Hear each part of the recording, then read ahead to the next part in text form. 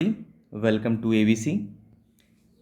हम लोग BPSC computer science teacher के लेक्चर्स के सीरीज़ का आज सेकंड लेक्चर पे बात करने वाले हैं। हम लोग कर क्या रहे हैं वो बात करते पहले हम लोग जितने भी एनसीईआरटी के टॉपिक्स हैं उनको एक एक करके आराम से starting from zero level to top level तक सब कुछ कवर करते जाएंगे। और जैसे ही कुछ कुछ टॉपिक्स क्लियर कवर होते जाएंगे वैसे ही साथ साथ हम लोग उनके ऑब्जेक्टिव क्वेश्चंस भी करते जाएंगे। ठीक है, तो आपको करना क्या है, इन सारे जो भी हम टॉपिक्स करवा रहे हैं इन सारे पीडीएफ को हम अपने ग्रुप में शेयर कर रहे हैं। अगर आपको वो पीडीएफ्स चाहिए तो आप ग्रुप ज्वाइन कर सकते हैं। साथ ही साथ आपका अगर इसमें कोई डाउट बनता है तो आप वो कमेंट सेक्शन में डाल दें, या फिर अगर आपको इन टॉपिक्स से रिलेटेड आपको और कोई सजेशन देना है कि टॉपिक्स ऐसे जाने चाहिए या आपको ऐसे टॉपिक्स चाहिए या फिर आपको वीडियो सीरीज ऐसे चाहिए, जैसे भी चाहिए आप वो मुझे कमेंट सेक्शन में बता सकते हैं। तो चलिए शुरू करते हैं आज का लेक्चर। ठीक है, तो ये क्लास 11th का यूनिट 1 है। तो पहले देख लेते हैं कि यूनिट 1 में हमको पढ़ना क्या क्या है, कौन कौन से टॉपिक 11th के यूनिट 1 में है। इंट्रोडक्शन टू कंप्यूटर सिस्टम जो हम लोग आज बात करने वाले हैं। इंट्रोडक्शन टू कंप्यूटर सिस्टम में कंप्यूटर के बारे में पढ़ेंगे कि अलग अलग जो यूनिट्स हैं, input unit, output unit, processing कैसे होती है and so on. Evolution of computer, कैसे कंप्यूटर इवॉल्व हुआ, पहले के ज़माने में पंच कार्ड्स एंड ऑल से लेकर अभी हम लोग एआई पे काम कर रहे हैं, तो ये इवोल्यूशन कैसे कैसे आया वो भी देखेंगे। उसके बाद कंप्यूटर मेमोरीज़ के बारे में पढ़ेंगे। डिफरेंट टाइप ऑफ मेमोरीज़ हैं, रजिस्टर्स हैं, कैश हैं, रैम है, फिर सेकेंडरी मेमोरी है। उसके बाद फिर data transfer between memory and CPU. Memory और सीपीयू के बीच में जो डेटा ट्रांसफ़र होता है वो कैसे होता है वो बेसिकली हम लोग आज भी देखेंगे, आज के लेक्चर में भी देखेंगे और इसमें भी उसके और डिटेल्स को देखेंगे।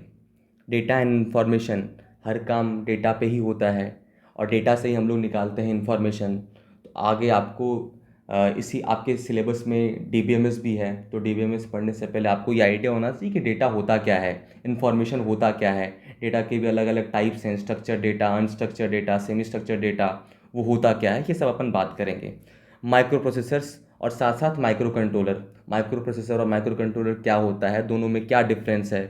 Software, different type of softwares हैं, application software, system software, utility software, ये सारे क्या होते हैं, सॉफ्टवेयर होता कैसे क्या है, प्रोग्राम सॉफ्टवेयर दोनों के बीच में क्या डिफरेंस है। तो इन सब पे अपन बात करेंगे धीरे धीरे। ऑपरेटिंग सिस्टम, ऑपरेटिंग सिस्टम आपका पूरा डिटेल में नहीं है, बस ऑपरेटिंग सिस्टम के आपको बेसिक्स को समझना है। ठीक है, तो स्टार्ट करते हैं आज का लेक्चर। ठीक है, तो आज का टॉपिक क्या है, आज का टॉपिक है इंट्रोडक्शन टू कंप्यूटर सिस्टम। ठीक है, कंप्यूटर सिस्टम की बात करते हैं। What actually is computer system. Computer system क्या है, एक इलेक्ट्रॉनिक डिवाइस है। सबसे बेसिक चीज़ इलेक्ट्रिकल और इलेक्ट्रॉनिक्स। इलेक्ट्रॉनिक्स डिवाइस क्या होता है, हम लोग डिजिटल फॉर्मेट पे बात करते हैं, मतलब कंप्यूटर सिस्टम डिजिटल फॉर्मेट पे काम करता है। Computer is a electronic device. ठीक है, अब कंप्यूटर के पास खुद की कोई समझदारी नहीं है, तो it needs to be instructed. जो अपन बोलते हैं ना प्रोग्रामिंग कर रहे, प्रोग्रामिंग कर रहे, what is programming. Program is set of instructions, multiple instructions को मिला के कंबाइंडली जो बुलाते हैं उसको क्या बोलते हैं, प्रोग्राम बोलते हैं। उसी प्रोग्राम को हम लोग चेंज करते हैं सॉफ्टवेयर में ताकि हम एग्जीक्यूट करवा पाएँ अपने इंस्ट्रक्शंस को कंप्यूटर अंडरस्टैंडेबल फॉर्मेट में। सबकी बात करेंगे धीरे धीरे। ठीक है, तो what computer can be instructed और programmed so that to perform a task. जो भी अपने को काम करवाना है कंप्यूटर से उसके लिए हमें उसे इंस्ट्रक्ट करना पड़ता है या हमें एक प्रोग्राम लिखनी पड़ती है और वो प्रोग्राम एग्जीक्यूट करते हैं so that to perform our task in computer system.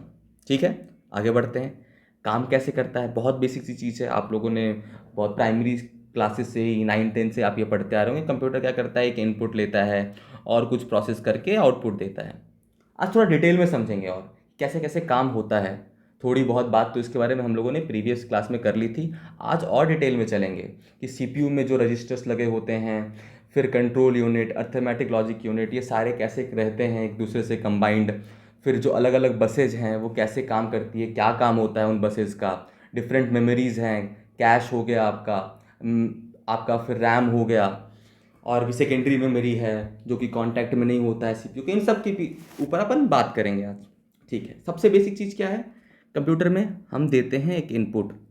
ठीक है, और ये इनपुट जाता किधर है, मेमोरीज में। प्राइमरी मेमोरी में प्राइमरली हमारा इनपुट स्टोर होता है। उसके बाद अब इसको अगर हमको परमानेंटली स्टोर करना है तो सेकेंडरी मेमोरी में डालेंगे, या फिर इसका इस्तेमाल लेना है तो हम किस में देंगे, इसको सीपीयू के अंदर देंगे। सीपीयू के अंदर भी अलग अलग यूनिट्स हैं, एक है कंट्रोल यूनिट, एक है अरिथमेटिक लॉजिक यूनिट, और एक और चीज़ होता है सीपीयू के अंदर की इसकी अपनी मेमोरी, जिसको अपन बुलाते हैं रजिस्टर्स। सीपीयू के अंदर जो मेमोरी इस्तेमाल होती है, सीपीयू के ऊपर जो इनबिल्ट होती है, वो क्या होते हैं, रजिस्टर्स। अलग अलग तरह के रजिस्टर्स हैं, प्रोग्राम काउंटर है, एड्रेस रजिस्टर है, इंस्ट्रक्शन रजिस्टर है, एक्यूमुलेटर है, सबकी बात करेंगे। ठीक है। कंट्रोल यूनिट क्या है, आपके घर में होते हैं ना, एक गार्जियन होते हैं जो बताते हैं आपको कि ये वाला काम ऐसे कर होना चाहिए, वो वाला काम ऐसे होना चाहिए। जैसे कि कोई आपके कुछ इनपुट आया, लेट्स से कि आपके घर में कुछ पैसे आ रहे हैं, आमदनी आई, वो आमदनी किस तरीके से खर्च होगी, या कोई भी डिसीजन मेकिंग का काम आपके घर में कौन करते हैं, वो आपके गार्जियन करते हैं। वैसे ही सीपीयू का गार्जियन आप बुला सकते हो किसको, कंट्रोल यूनिट को। दूसरा है arithmetic and logic unit. Arithmetic and logic unit क्या है, जो भी आपके कैलकुलेशंस परफॉर्म करने हैं, चाहे वो अरिथमेटिक कैलकुलेशंस हो। अरिथमेटिक का मतलब क्या हुआ, जोड़ घटाव गुना भाग, ये सारे क्या है, अरिथमेटिक कैलकुलेशंस हैं। चाहे आपके लॉजिकल कैलकुलेशंस, मतलब बिटवाइज एंड, फिर आपके और, तो ये सारे जो भी आपके लॉजिकल कैलकुलेशंस हैं, ये सारा arithmetic and logical calculations perform करने का जो यूनिट है उसको क्या बुलाते हैं, ALU, arithmetic and logic unit. ठीक है। प्रोसेस करने के बाद हमको आउटपुट कैसा देना होगा, आपके कंप्यूटर सिस्टम का इस्तेमाल कौन कर रहा है, यूज़र, एक ह्यूमन इस्तेमाल कर रहा है। तो उस ह्यूमन बीइंग को वो जो आउटपुट है वो समझ में आना चाहिए। तो हमारा आउटपुट कैसा आना चाहिए, ह्यूमन अंडरस्टैंडेबल फॉर्मेट में। ठीक है। चलिए इसको एक बारी रिकॉल करते हैं। ठीक है। अब एक बात बताइए कि इनपुट तो लिए, इनपुट बाहर कौन देगा, यूज़र ही देगा इनपुट। अब इनपुट यूज़र दिया, कंप्यूटर को क्या समझ में आता है, कंप्यूटर को सिर्फ और सिर्फ डिजिटल फॉर्मेट में समझ में आता है, या कह सकते हैं बाइनरी फॉर्मेट में समझ में आता है। मतलब 0 या 1, या कह सकते हैं आप हाई या लो। तो जो भी इनपुट है वो कंप्यूटर अंडरस्टैंडेबल होने के लिए वो किस फॉर्मेट होना चाहिए, डिजिटल फॉर्मेट में होना चाहिए। तो जब भी आप इनपुट देते हैं तो वो डिजिटल फॉर्मेट में चेंज होता है, और प्रोसेसिंग होने के बाद वो किसको समझ में आना चाहिए, हम ह्यूमंस को समझ में आना चाहिए। चाहे वो प्रोसेस होने के बाद आपने कोई गाना प्ले करा, तो वो गाना प्ले होने के बाद आपको आउटपुट कैसा मिल रहा है, वॉइस में मिल रहा है। या फिर आपने कोई इमेज खोली, वो इमेज आपको कैसा दिख रहा है, आपके आँख के सामने वो विजुअल्स दिख रहे हैं, तो वो चीज़ें आपको समझ में आ रही हैं। तो जो आउटपुट आना चाहिए वो कैसा आना चाहिए, ह्यूमन अंडरस्टैंडेबल फॉर्मेट में। ठीक है। ये सिंपल सी चीज़ है, बेसिक सी स्टोरी है। ठीक है, आगे बढ़ते हैं। चलिए थोड़ी और बात करते हैं सीपीयू के बारे में। सीपीयू क्या होता है, सीपीयू बेसिकली जितने भी एग्जीक्यूशंस होते हैं, मतलब जितने भी आप काम करवाते हैं, काम करवाने का मतलब आपने एक गाना प्ले किया, आप एक गेम खेल रहे हो, आप जितने भी काम करते हैं उसको प्रोसेस कौन करता है, उसको एग्जीक्यूट कौन करता है, उसको एग्जीक्यूट करता है सीपीयू। बहुत बेसिक सी चीज़ है। सीपीयू को ही हम लोग माइक्रो प्रोसेसर ही बुलाते हैं, माइक्रो प्रोसेसर भी वही चीज़ है। माइक्रो प्रोसेसर क्या है, आज के ज़माने में माइक्रो प्रोसेसर ही सीपीयू बुलाते हैं। ठीक है। आगे बढ़ते हैं, सीपीयू को और क्या बुलाते हैं, प्रोसेसर। क्यों, क्योंकि हम वो क्या करता है, किसी भी टास्क को प्रोसेस करता है। और एक तो बहुत कॉमन सी चीज़ है कि सीपीयू को ब्रेन ऑफ कंप्यूटर बुलाते हैं। ठीक है। सीपीयू को एक या एक से ज़्यादा माइक्रो चिप्स पे स्टोर किया जाता है, जिसको क्या बुलाते हैं, इंटीग्रेटेड सर्किट, जिसको आप लोग आईसी बुलाते हैं। ठीक है। अब ये आईसी बना किसका होता है, ये आईसी बना होता है सेमीकंडक्टर मटेरियल का। ठीक है। अब सीपीयू के कुछ अहम यूनिट्स हैं जिनके बारे में हम बात कर चुके हैं already. Control unit, arithmetic and logic unit और मेमोरी यूनिट। कंट्रोल यूनिट क्या है, कोई काम कैसे होगा, कंट्रोल सिग्नल्स भेजना, ये वाला काम ऐसे होगा, वो वाला काम वैसे होगा। तो ये सारा जो आपका गवर्न करने का काम आप कह लीजिए, या जो गार्जियन की तरह बिहेव करता है, वो कौन है, कंट्रोल यूनिट। दूसरा अरिथमेटिक एंड लॉजिक यूनिट, जो कैलकुलेशंस परफॉर्म करता है। तो कैलकुलेशंस परफॉर्म करने वाले यूनिट को क्या बुलाते हैं, अरिथमेटिक एंड लॉजिक यूनिट।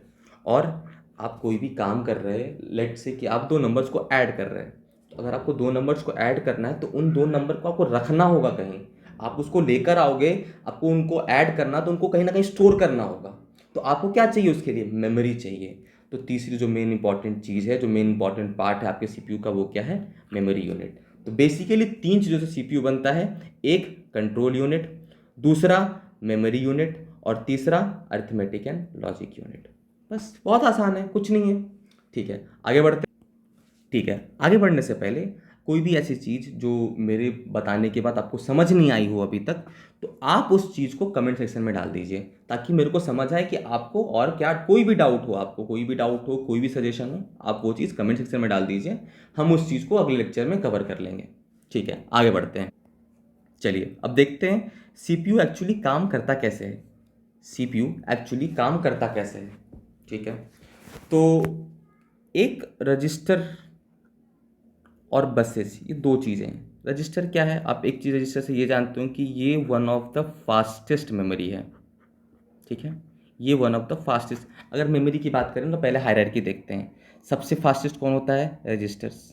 उसके नीचे आता है कैश, उसके नीचे आता है आपका रैम, उसके नीचे आता है आपका सेकेंडरी मेमोरी। आप कुछ भी ले लीजिए, आप हार्ड डिस्क ले लीजिए या पेन ड्राइव ले लीजिए, कोई भी सेकेंडरी मेमोरी है आप, ठीक है। सेकेंडरी मेमोरी इन शॉर्ट लिख देते हैं इसको। ये आपका हायरार्की है।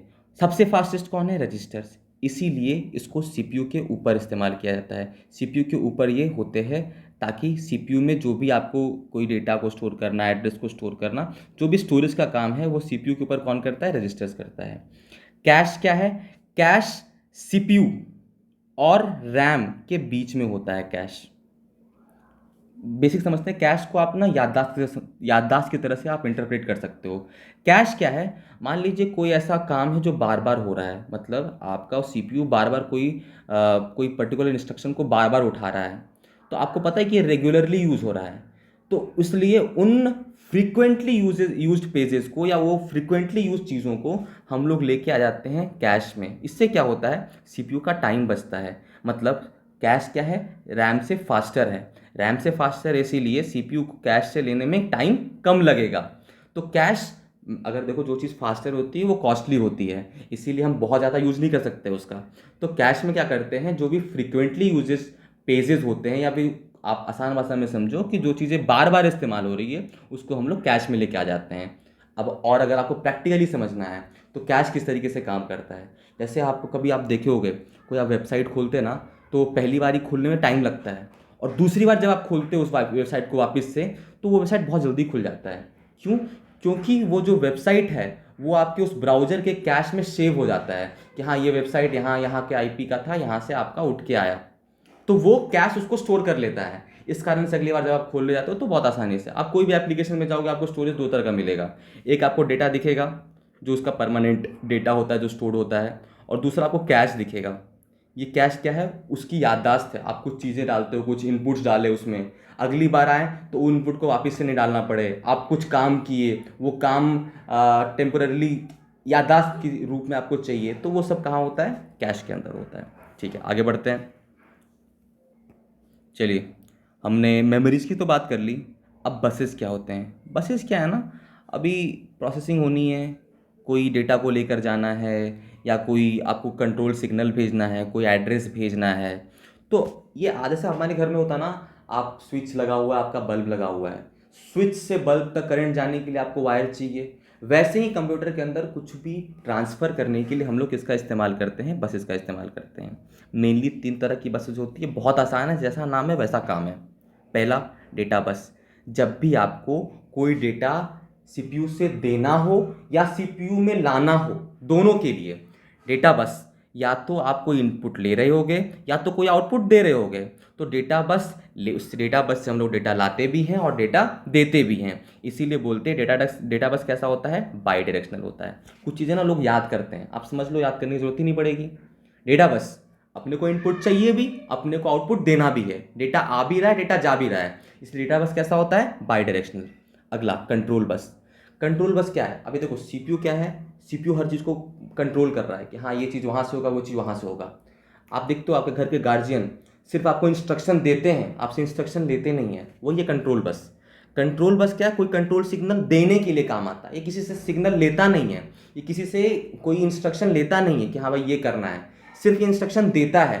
तो कंट्रोल बस कैसा हो जाएगा, यूनिडायरेक्शनल, ये सिर्फ इंस्ट्रक्शन देता है। वैसे ही एड्रेस बस, जब आपको कोई एड्रेस पे जाना है, वहाँ से कुछ उठा कर लाना है, तो आप जब वहाँ से कोई डेटा उठा के ला रहे हो तो वो तो आएगा डेटा बस के थ्रू, पर जब आप एड्रेस भेज रहे हो तो वो जाएगा किसके थ्रू, एड्रेस बस के थ्रू।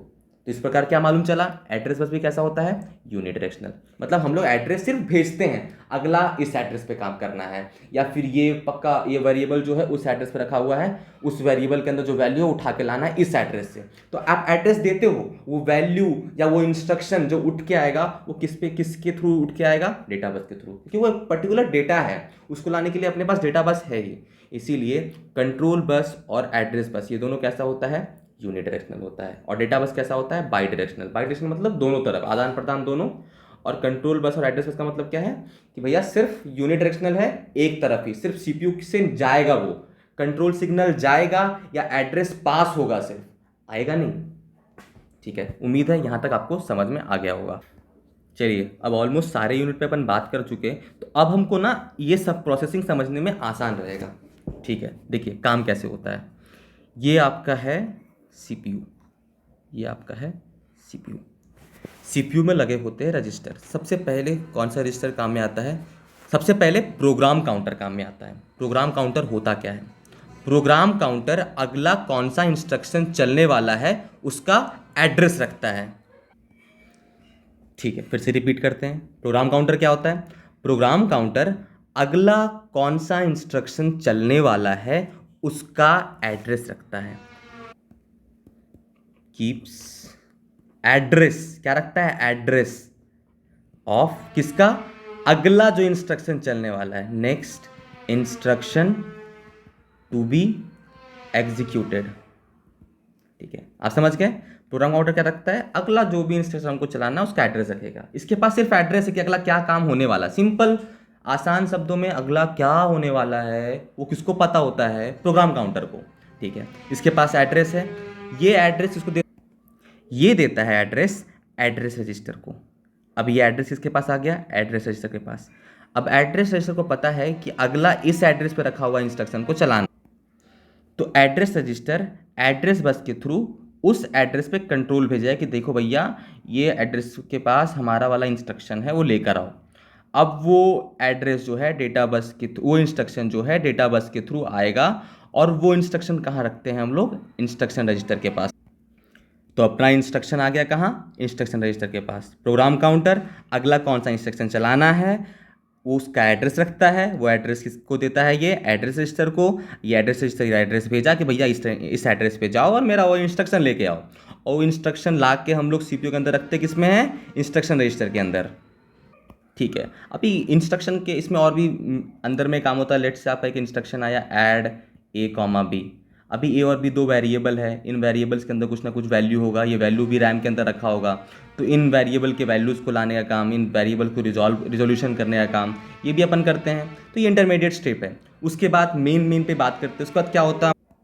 ठीक है, अब मेरे पास इंस्ट्रक्शन आ गया, अब इंस्ट्रक्शन को एग्जीक्यूट करवाना है, उसमें कोई कैलकुलेशन करना है। लेट से ऐड ए कॉमा बी दिया हुआ है, तो इसमें क्या है, हमको दो संख्याओं को ऐड करना है। तो ये जो भी कैलकुलेशन वाला पार्ट है वो कौन प्ले करता है, एलयू। अभी क्या दो हैं उनको ऐड करके आराम से अपन काम कर ले। लेट से हमको तीन ऐड करना था, ए बी और सी। तो अपने को पहले क्या एक बार में तो एक ही होगा, ए प्लस बी ऐड किए, इसको किधर स्टोर किए, इसको किधर रखना होगा, तभी तो उसको सी में फिर वापस ऐड करेंगे। तो इंटरमीडिएट रिजल्ट्स को रखने के लिए जो काम आता है वो कौन है, एक्यूमुलेटर। ठीक है, एक्यूमुलेटर क्या करता है, इंटरमीडिएट रिजल्ट्स। इंटरमीडिएट रिजल्ट्स का मतलब क्या हुआ, बीच में आपके एग्जीक्यूशन के दौरान कुछ रिजल्ट्स हैं या कुछ आपको स्टोर करके रखना है, उसके लिए कौन काम आता है, एक्यूमुलेटर। ठीक है, काम जब कंप्लीट हो गया तो ये क्या कर देता है, फीडबैक दे देता है कि भैया देखो सीपीयू फीडबैक दे दिया कि देखो हमारा जो आपने जो काम दिया था एग्जीक्यूट करवाने को वो हो चुका है। और उसके बाद क्या करता है, इसको राइट कर देता है, मतलब सेव कर देता है वापस। इस तरीके से हमारा सीपीयू काम करता है। ठीक है, फिर से रिकॉल करते हैं, रजिस्टर्स, प्रोग्राम काउंटर अगला कौन सा इंस्ट्रक्शन चलाना है। ठीक है, ये एड्रेस किसको देगा, एड्रेस रजिस्टर को देगा। एड्रेस रजिस्टर क्या करेगा, उस एड्रेस पे जाएगा और उस इंस्ट्रक्शन को लेके आएगा। वो इंस्ट्रक्शन कहाँ ला के रखेंगे, इंस्ट्रक्शन रजिस्टर के अंदर। फिर ये इंस्ट्रक्शन को देंगे किसको, एलयू को। जो भी काम करना है वो कैलकुलेशन परफॉर्म करेगा, कैलकुलेशन परफॉर्म करने के बाद वो वापस सेव कर देगा। ठीक है, बस ऐसे ही काम होता है हमारा सीपीयू के अंदर। बहुत आसान था। ठीक है, इसमें आपको कोई भी डाउट हो तो कमेंट में बताइए, हम उसको अगले में रिजॉल्व कर देंगे। आपको कमेंट में ही आपको हम रिप्लाई कर देंगे। ठीक है, उम्मीद करते हैं आपको सबको समझ में आया होगा। अब बहुत बेसिक बेसिक से यूनिट 2 बच गए, एक है आपका इनपुट यूनिट, जिसके बारे में हम बात ऑलरेडी किए हैं, फिर से रिवाइज कर लेंगे, और दूसरा है आपका आउटपुट यूनिट या आउटपुट डिवाइसेस। इनपुट डिवाइसेस क्या है? इनपुट डिवाइसेस यूज़र से लेता है इनपुट और किसको देता है? कंप्यूटर को देता है। अभी कंप्यूटर को क्या समझ में आता है? डिजिटल फॉर्मेट समझ में आता है। तो ये क्या करता है? इनपुट डेटा को कन्वर्ट करता है किसमें? डिजिटल फॉर्मेट में। क्यों? क्योंकि कंप्यूटर को तो डिजिटल फॉर्मेट समझ में आता है। ठीक है। और एक और बहुत अहम पॉइंट है, इस पर बात किए थे कि जो डेटा आता है इनपुट के थ्रू, वो टेम्पररी कहाँ आता है? रैम के अंदर आता है। अब इसको आपको परमानेंटली सेव करना तो सेकेंडरी मेमोरी डाल दीजिए। अगर आप एग्जीक्यूशन के दौरान डेटा मंगवाए हैं तो वो कहाँ चला जाएगा? सीपीयू के अंदर चला जाएगा। आप एक जैसा भी आपका यूज़ है उसके अकॉर्डिंग ये डेटा चला जाएगा। पर जो आप डेटा लेते हो वो आता कहाँ है? आपका रैम के अंदर आता है। ठीक है, बहुत आसान है। अगला आउटपुट डिवाइस क्या है? अब देखो, आप आउटपुट किसको देते हो? यूज़र को देते हो, तो वो यूज़र को समझ में आना चाहिए। तो वो क्या करता है? आपका आउटपुट दे कौन रहा है? सीपीयू डिजिटल इंफॉर्मेशन को कन्वर्ट करता है ह्यूमन अंडरस्टैंडेबल फॉर्मेट में। बहुत आसान है, कुछ नहीं है इनपुट और आउटपुट यूनिट। ठीक है, आगे कुछ इंपॉर्टेंट फैक्ट्स हैं। इंपॉर्टेंट फैक्ट्स क्या? आपके फैक्चुअल क्वेश्चंस बन सकते हैं, उसके लिए मैंने ये ऐड कर दिया कि जो आपके ब्रेले कीवर्ड्स और ब्रेले डिस्प्ले मॉनिटर्स हैं, ये क्या है? जो आपके ब्लाइंड लोग हैं, जो देख नहीं पाते हैं, उनके लिए इस्तेमाल होता है। तो ब्रेले एक साइंटिस्ट थे जिन्होंने ये बनाया था, उन्हीं के नाम पे ये ब्रेले कीबोर्ड और ब्रेले डिस्प्ले मॉनिटर है। तो ये आप फैक्चुअल क्वेश्चन आप याद रख सकते हैं। और बहुत पहले आपका पंच कार्ड का इस्तेमाल होता था। ये पूछ दिया जाता है कि पंच कार्ड क्या था, या फिर आपको ये डेफिनेशन दे देगा कि क्या करते थे, पेपर पे ना होल्स के थ्रू हम लोग अपना डेटा स्टोर करते थे, तो इसको क्या बुलाते थे? तो वही होता है पंच कार्ड। ठीक है, तो उम्मीद है आपको ये लेक्चर पसंद आया होगा, और जैसा आपका रेस्पॉन्स रहेगा उसके अकॉर्डिंग में आगे आगे के लेक्चर्स को बढ़ाएंगे। ठीक है, पहली बात, हम इसके ऊपर लेक्चर्स लाने वाले हैं, और साथ ही हमारा पेड कोर्स भी शुरू होने वाला है। तो उससे रिलेटेड जितने इन्फॉर्मेशन आपको चाहिए वो सारे हमारे टेलीग्राम ग्रुप में मिल जाएगा, और टेलीग्राम का जो लिंक है वो डिस्क्रिप्शन के अंदर है। आपको जैसा लगा, जैसा भी आपको ये वीडियो लगा, अच्छा खराब, इसमें जो कमी लगी हो, कुछ अच्छा लगा हो, प्लीज़ बताइए। उससे एक तो मोटिवेशन भी मिलता है और हम और अच्छा कंटेंट आपके लिए ला पाएंगे। ठीक है, thank you so much for watching. फिर मिलते हैं अगले लेक्चर में।